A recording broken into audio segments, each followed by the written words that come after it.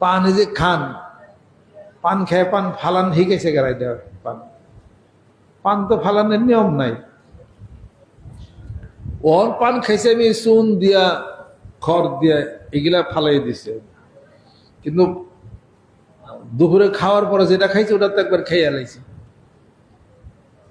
জীবনেও গলায় ক্যান্সার হবে না, জীবনে পেটে ক্যান্সার হবে না। আর সাথে দুটো কিশমিশ দিন, দুটো কিশমিশ, 2 চাক আদা, 1 খণ্ড দারচিনি, 1 খণ্ড লবঙ্গ, একটা এলাচি, 10 ফুটা মধু খান।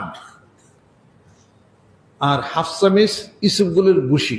রাত্রিতে পানটা খায় 1 কাপ ঠান্ডা পানি খাইবেন। আপনার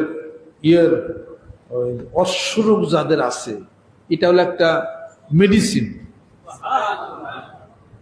একজন ইউটিউবে আমার এই বক্তব্য শুনে পরে দয়া করছে, হুজুর আমি আপনার ওয়াজ শুনে এটা পালন করে আমার এই যে পায়েস রোগ হাইরে গেছে।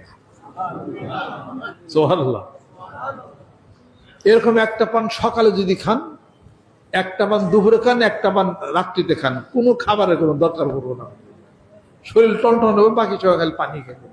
খাই দেন না।